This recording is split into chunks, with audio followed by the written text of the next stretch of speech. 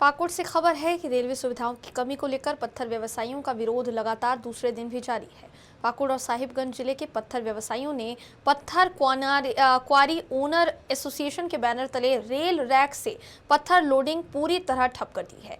यह आंदोलन Pakur railway station पर यात्री सुविधाओं के अभाव, एक्सप्रेस ट्रेनों के ठहराव, पटना और दिल्ली के लिए सीधी ट्रेन सेवा, साथ ही कोविड-19 के दौरान बंद की गई ट्रेनों के फिर से संचालन की मांग को लेकर किया जा रहा है।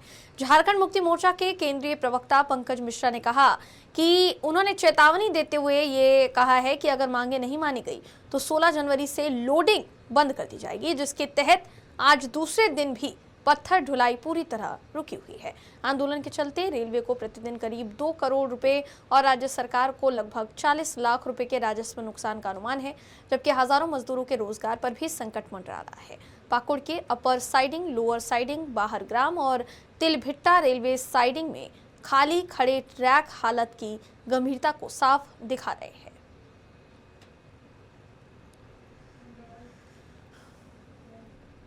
नेता प्रतिपक्ष तेजस्वी यादव आगामी बजट सत्र को लेकर अपने सांसदों और विधायकों के साथ समीक्षा बैठक कर रहे थे। इसी दौरान रोहिणी आचार्य का एक ट्वीट सामने आया, जिसमें उन्होंने लिखा कि समीक्षा बैठक से ज्यादा जरूरत आत्ममंथन की है। इस ट्वीट को लेकर सियासी बयानबाजी अब तेज हो गई है। बिहार सरकार के मंत्री लखेंद्र पासवान ने इस पर प्रतिक्रिया देते हुए कहा है कि तेजस्वी यादव किसी की सलाह नहीं मानते हैं और मनमर्जी से फैसले लेते हैं, जिसका खामियाजा उन्हें विधानसभा चुनाव में करारी हार के रूप में भुगतना पड़ेगा। वहीं उपेंद्र कुशवाहा के 3 विधायकों की नाराजगी की चर्चाओं पर मंत्री ने कहा कि कोई भी नाराज नहीं है, खरमास खत्म हो चुका है और सभी विधायक एकजुट है। बिहार विधानसभा चुनाव में राष्ट्रीय जनता दल के करारी हार के बाद कल तेजस्वी यादव समीक्षा बैठक कर रहे थे, लेकिन समीक्षा बैठक में उनका कुछ भी निकलकर सामने नहीं लाया। लेकिन उनकी जो बहन थी रोहिणी आचार्य, उन्होंने ट्वीट की और कहा कि समीक्षा बैठक की जो विशेष ज़रूरत है कि आत्ममंथन करना चाहिए, जो आसपास लोग हैं उन पर निगरानी रखनी चाहिए। इसमें मेरे से बातचीत करने के लिए बिहार सरकार के मंत्री लखेंद्र पासवान जी हैं। कल समीक्षा बैठक किए, तेजस्वी यादव लंबे समय के बाद विदेश से लौट के आए, समीक्षा बैठक कर रहे थे सांसदों के साथ और जो उनके विधायक थे कि आगामी सत्र को लेकर, और उनके बैठक को लेकर ट्वीट किए उनके बहन की बैठक से ज़रूरत है आत्ममंथन करने की। निश्चित रूप से विदेश से आने के बाद वो अपना मुंड फ्रेश कर रहे थे और समीक्षा बैठक जो करना है तो समीक्षा बैठक में क्या करना है उनकी बहन तो ट्वीट करके बता ही दी है। कोई समीक्षा बैठक करने से कोई फर्क नहीं पड़ने वाला है। कहता है ना कि अब क्या बरसा जब कृषि सुखानी, तो जब कृषि ही सूख गया तो वर्षा के बरसने से क्या फायदा है। बिहार के जनता ने जब इनको नकार दिया और प्रचंड बहुमत से बिहार को विकसित बनाने के लिए एनडीए के पक्ष में देश के माननीय प्रधानमंत्री नरेंद्र मोदी जी के मार्गदर्शन में, बिहार के माननीय मुख्यमंत्री नीतीश कुमार जी के नेतृत्व में बिहार के जनता ने जनादेश दिया है। उस जनादेश को सम्मान करना चाहिए, न कि उनसे बखुला करके वो विदेश चला जाना, विधानसभा के सत्र से निकल जाना। तो इससे लगता है कि तेजस्वी यादव जी जो जनता ने जो जनादेश दिया है उससे बखुला गए हैं और जनता के जनादेश को सम्मान के जगह पर वह विदेशों में जाकर लैस करने जाते हैं। 2 तारीख से बिहार विधानसभा का बजट सत्र भी चलने वाला है। क्या बजट सत्र के दौरान रहने वाले हैं तेजस्वी यादव हमेशा? भाई अभी 4 दिन का पूरक बजट सत्र चली थी, उसमें तो दिखाई दिए नहीं। और हम तो यह कहेंगे कि कम से कम बजट सत्र जो है बिहार के विकास का, विकसित बिहार बनाने के लिए बजट सत्र अति महत्वपूर्ण है। इस बजट सत्र में तेजस्वी यादव जी को रहकर विकास के विषय पर चर्चा करने की आवश्यकता है। तो मैं तो चाहूँगा कि नेता प्रतिपक्ष के नाते तेजस्वी यादव जी बजट सत्र में रहे और जो भी विकास की योजनाएं हैं, जो बजट है, उस पर चर्चा करने के लिए आम जनता के हित में अपना विचार देना चाहिए, न कि सदन छोड़कर भागना चाहिए। इस मुख्यमंत्री जी समृद्धि यात्रा पर निकले हुए हैं, 16वीं उनकी यात्रा है जब से मुख्यमंत्री बने तब से। अब उनके यात्रा को लेकर विपक्ष लगातार सवाल यह उठा रहा है कि उनकी यात्रा से क्या कुछ फल निकल कर आता है। सिर्फ अधिकारी को चेताते हैं लेकिन अफसरशाही उसी तरीके से हावी रहता है। देखिए, वही विपक्ष है जो विपक्ष कहता था कि नीतीश कुमार जी थक गए, बिहार का मुख्यमंत्री जी थके हुए हैं, उम्र हो गया है। वही तेजस्वी यादव, वही राहुल गांधी कहते थे ना।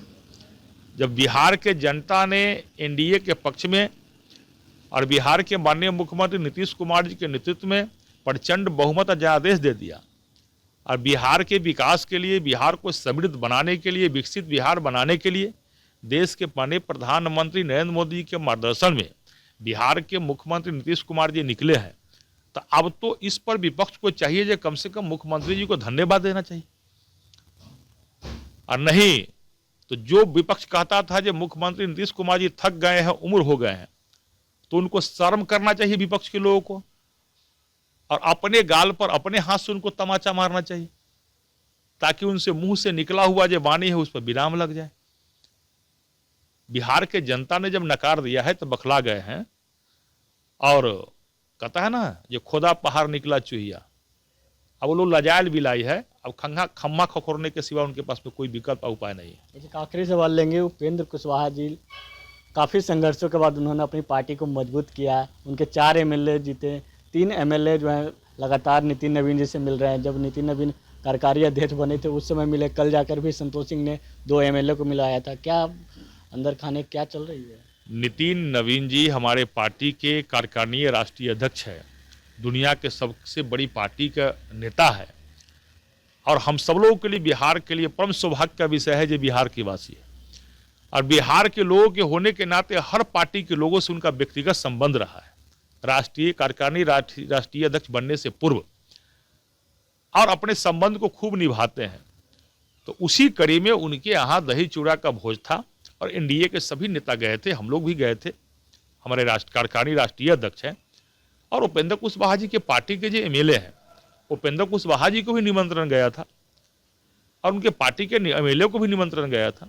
पार्टी के एमएलए हैं, आए हैं तो उनको स्वागत है, दही चूड़ा मिलकर खाना है। दही चूड़ा में भोज में पहुंचते हैं लेकिन लिट्टी चोखा पार्टी में नहीं पहुंचते हैं भाई अब तो उनसे सवाल कीजिएगा जो दही चूड़ा के भोज में पहुंचे या लिट्टी चोखा में न पहुंचे। दही चूड़ा के भोज जो है उसमें आकर मिठास बढ़ाए हैं उन लोगों ने और मिठास बढ़ाए नहीं चाहिए। और कहता है ना जो मकर संक्रांति के बाद, खरमास के बाद सब शुभ शुभ होने वाला है, तो एनडीए के सभी विधायक, एनडीए के सभी नेता मिलकर हम लोग विकसित बिहार बनावे, यही शुभ होने वाला है। चलिए, ये थे बिहार सरकार के मंत्री लखिंद्र पासवान जी, साफ तौर पे कहते नजर आ रहे हैं उपेंद्र कुशवाहा को लेकर कहीं ना कहीं वो बचते दिख रहे हैं और कह रहे हैं कि खरमास के बाद जो है शुभ होने वाला है। खरमास भी खत्म हो गया, अब देखने वाली बात होगी कि क्या हुई जो 3 एमएलए हैं जो लगातार उपेंद्र कुशवाहा से नाराज चल रहे हैं, क्या वो उपेंद्र कुशवाहा के साथ रहते हैं या फिर जो है अलग उनकी गुट बनती है। कैमरा पर्सन विकास के साथ विवेक रंजन, राष्ट्रीय समाचार, पटना।